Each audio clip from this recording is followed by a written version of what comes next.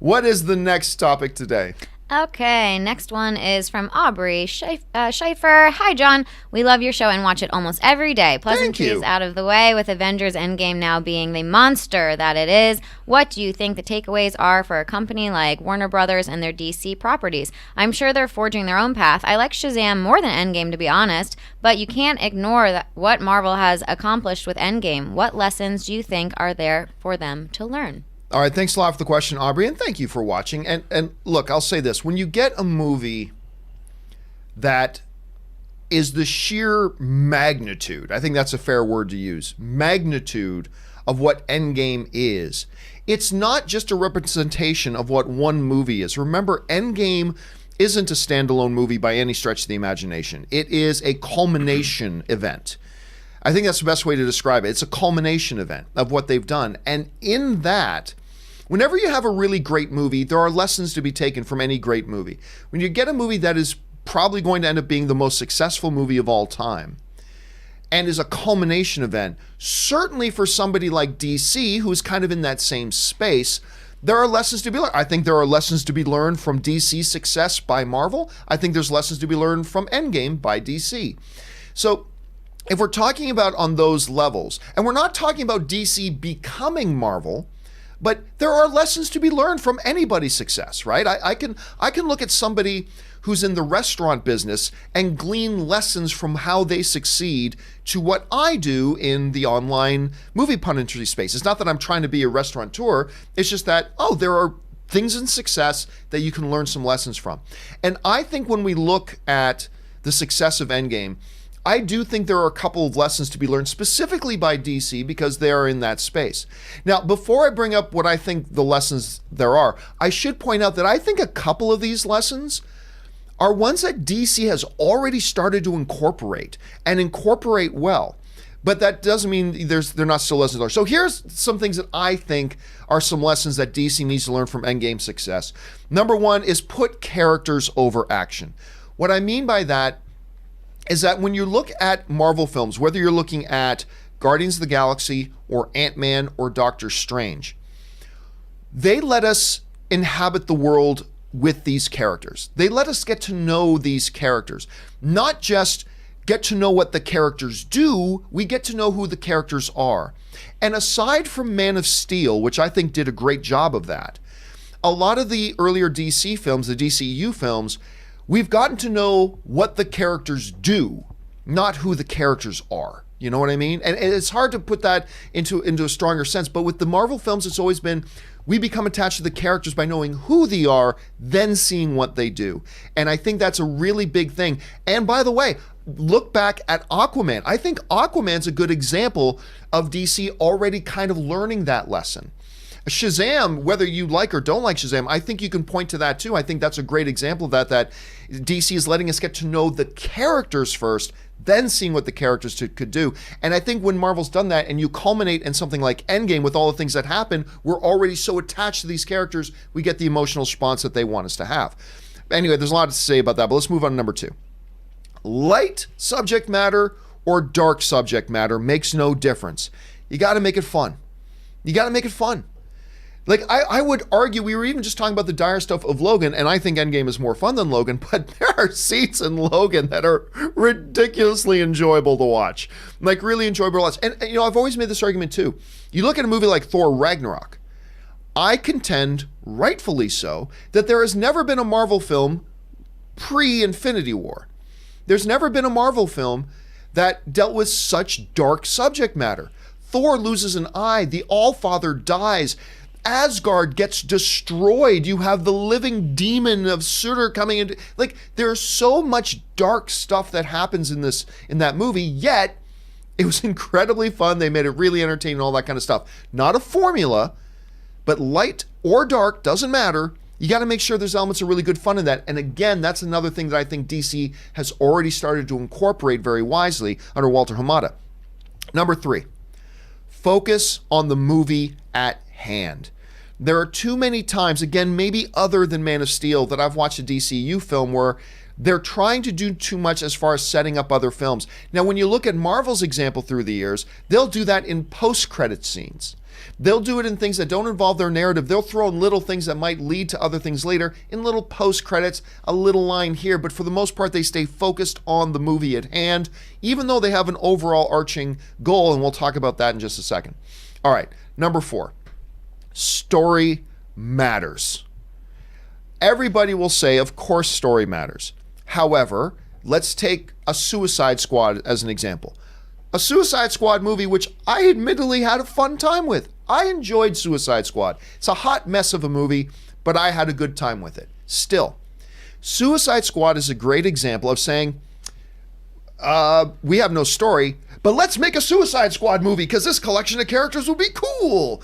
And then you get into the movie, and I had a good time with Suicide Squad, but the story is nonsense, and it was simply put together to show off, oh, we've got this great scene with Harley Quinn, and oh, we'll have this great scene with, Ghibli Woman, and we'll have this great scene with, it was just, it wasn't based and founded on a concept for a good story. And when you hear people like Kevin Feige, they're always going back to, I don't care what great characters we have, until we've got a great story that character can fit into, we're not doing something with it. Because Marvel still has legions of incredible characters they could do movies with, but until he's got a story on his desk that is foundationally narrative first, he doesn't greenlight anything. Now, that doesn't always mean they succeed, but that's always their guiding North Star. And again, I think we're starting to see DC kind of incorporate that a bit. The big thing, though, here is number 5, and that is plan it out. DC and Warner Brothers used to boast that when we bring in a director for a DCU film, we don't tell that director what to do. We let them do whatever they want to do. That's great if they're making a single standalone film. If you're making a film that's supposed to fit within a larger shared cinematic universe, that's supposed to feel like you're going along in one continuous narrative, that creates a hot mess. Because one guy doesn't know what the next guy's doing, blah, blah, blah, blah. You need, and I know this sounds stereotypical to say, you need a Kevin Feige. You need a guy, because Feige's approach to this has always been, I will tell you what the boundaries are. In this movie you're going to make for us, director, this has to happen, this can't happen, this needs to happen, and this can't happen. There's the boundaries. Now, within that box, you do whatever you want to do, as long as these things are maintained, because I've got a vision about what comes next, and I've got a vision about what comes 4 years from now. You don't. So just as long as you do these things, go nuts within that playground. And Ryan Coogler spoke very specifically to that, and he had a lot of freedom, yet also he understood what the parameters were. And that is a great example of them planning it out, staying focused on the individual movie, and giving directors freedom, but not unfettered freedom, because that just makes for an incoherent, quote-unquote, shared cinematic universe, which is something they've been able to do with the MCU because of Kevin Feige's thing. So again, what I think are the lessons that DC can glean from this are putting characters over action. Light or dark subject matter doesn't matter. You got to make it fun for the audience. Focus on the movie at hand. Story's got to come first, and plan it out. Make sure you know what you're doing, and then don't feel you got to rush it. Kevin Feige already knows what he's doing in 5 years. It's not like he's going, I've got a great idea. Whoo, I better do it right now. Which is what people wanted him to do, because he's got X-Men now. It's like, oh, they got X-Men now. Kevin Feige, make X-Men right now. And he's like, nope, that's not how I do things. I've got a plan. I know my vision, and I take my time with it, and I'm going to do it all in its right thing. I don't jump the gun. And I think these are lessons that they can glean from this. Rob, you just heard me ramble on and on and on about that whole thing. It's good, though.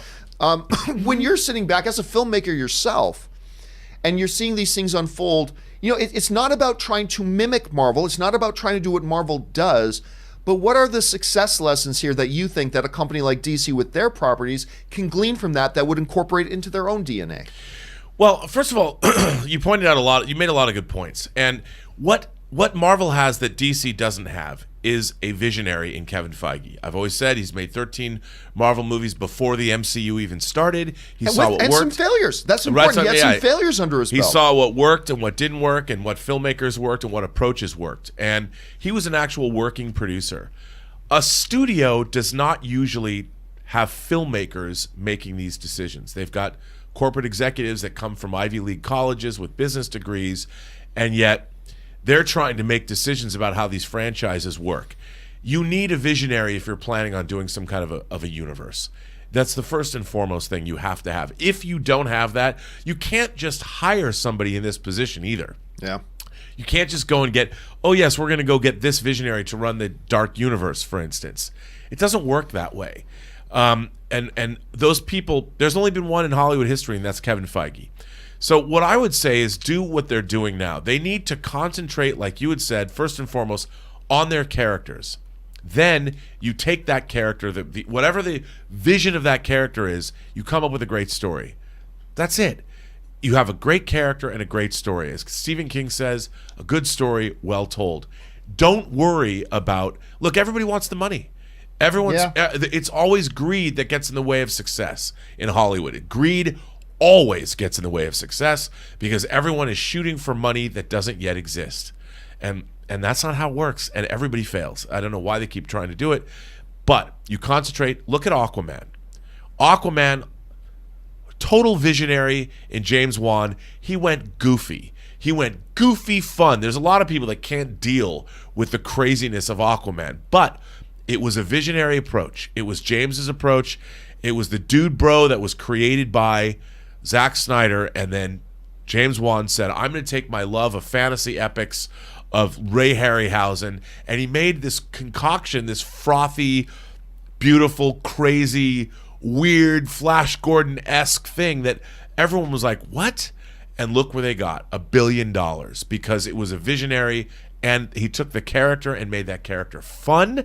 He brought in a team of actors that he'd worked with before, well, not all of them, but people he knew, and they created something that was unique. There's never been a superhero movie like Aquaman before, and there probably won't be again until we see Aquaman 2, and they had a huge success.